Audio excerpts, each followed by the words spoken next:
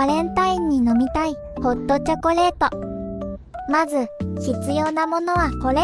牛乳をコップに入れて電子レンジに入れる。飲み物モードで温めてる間にチョコを切っていくよ。ミルクがしっかりと温まったらチョコを入れて混ぜ混ぜ。